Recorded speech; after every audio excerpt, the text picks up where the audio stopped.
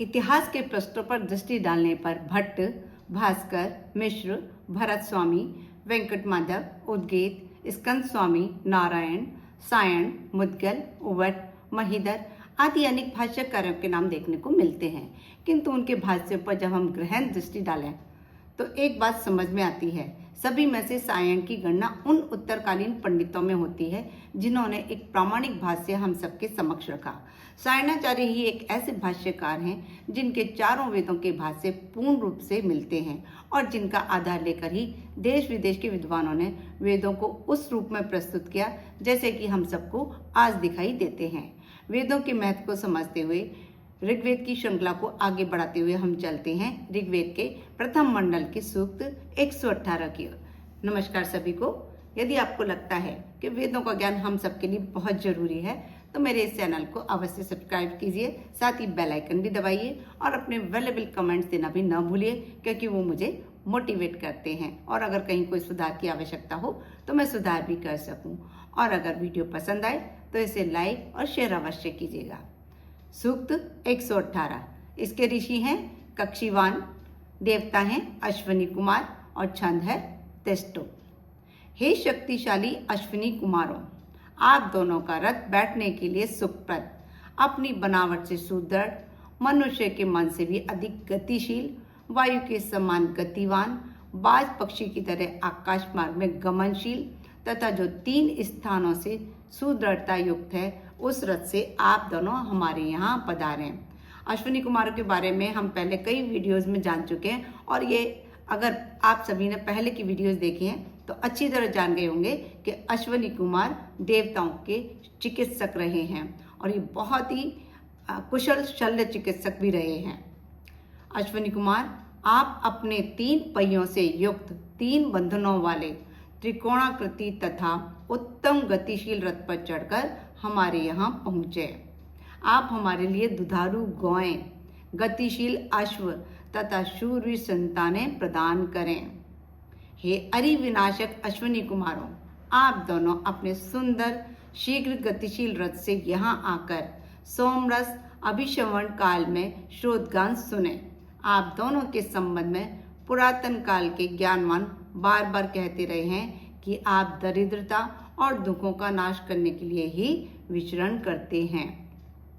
सत्य का पालन करने वाले हे अश्विनी कुमारों, गिद्ध पक्षी की भांति आकाश मार्ग में तीव्र गति से उड़ने वाले बाज पक्षी जिस रथ को खींचते हैं वह रथ आप दोनों को अति शीघ्र यज्ञ स्थल की ओर ले आए।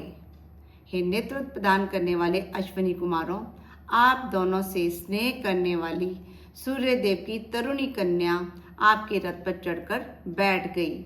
इस रथ में जोते गए लाल रंग के शरीर एवं आकृति से पक्षी की तरह उड़ने वाले अश्व आप दोनों को यज्ञ स्थल के समीप ले आए। सामर्थ्य युक्त शत्रु विनाशक हे अश्विनी कुमारों, आप दोनों ने अपनी अद्भुत सामर्थ्य शक्ति से बंधन को रेप को कुएं से निकालकर बाहर किया। तुम नरेश के पुत्र भुज्यु को समुद्र से उठाकर घर पहुंचाया तथा वृद्ध चयन को पुनः युवा बनाया था।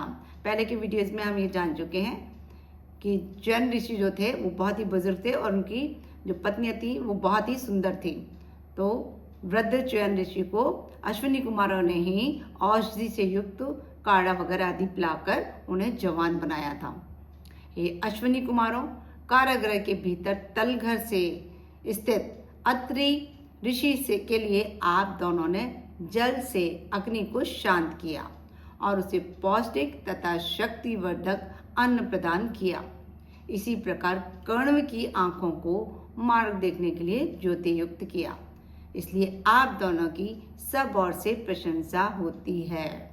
हे अश्विनी कुमारों, आप दोनों ने प्राचीन काल में स्तुति करने वाले शत्रु के निमित्त गाय को दुधारू बनाया, बटेर को भेड़ियों के मुख से मुक्त किया तथा विष्पला की भग्न टांग के स्थान पर उचित शल्य क्रिया से लोहे की टांग लगा दी।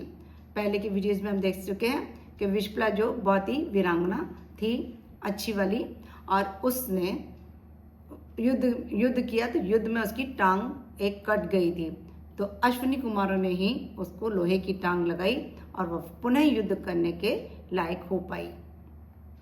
हे अश्विनी कुमारों, आप दोनों ने अही शत्रुओं का नाश करने वाले सुदृढ़ एवं बलिष्ठ अंगों से युक्त, शत्रुओं को पराजित करने वाले सहस्त्रों प्रकार से धनों के विजेता, युद्धों में अति उपयोगी, इंद्रदेव की प्रेरणा से युक्त बलशाली सफेद अश्व को पेटू के लिए प्रदान किया था। हे नेतृत्व प्रदान करने वाले अश्विनी कुमारों, श्रेष्ठ कुल में उत्पन्न हुए आप दोनों का अपने संरक्षणार्थ हम आह्वान करते हैं, मतलब हमारी रक्षा के लिए आप अवश्य आइए, पधारिए। आप हमारी प्रार्थना को स्वीकार करें। हमारी प्रिय वाणियों को सुनते ही अपने रथ को धन संपदा से परिपूर्ण करके हमारे कल्याणार्थ यहाँ आए। हे सत्य से युक्त अश्विनी देवों, आप दोनों एक मत होकर अपने शेन पक्षी को अति वेग से गतिशील करके हमारे पास आए। हे अश्विनी देवों, शाश्वत रहने वाली देवी उषा के उदय होते ही हम हविष्यान तैयार करके आप दोनों का आह्वान करते हैं। आप आएं और हवि ग्रहण करें। अश्विनी कुमारों के लिए बोला जाता है कि अश्विनी कुमार सुबह सुबह एकदम तड़के, जब उषा काल होता है, उस समय पूरे ब्रह्मांड में चक्कर लगाते हैं और उस समय हम उनका आह्वान करें या उनकी प्रार्थना करें, उनकी स्तुति करें, उनसे अपने अच्छे स्वास्थ्य की कामना करें, तो हमें अवश्य ही अच्छा स्वास्थ्य प्राप्त होगा। ये हुआ सूक्त 118। नेक्स्ट वीडियो में हम मिलते हैं सूक्त 119 के साथ में।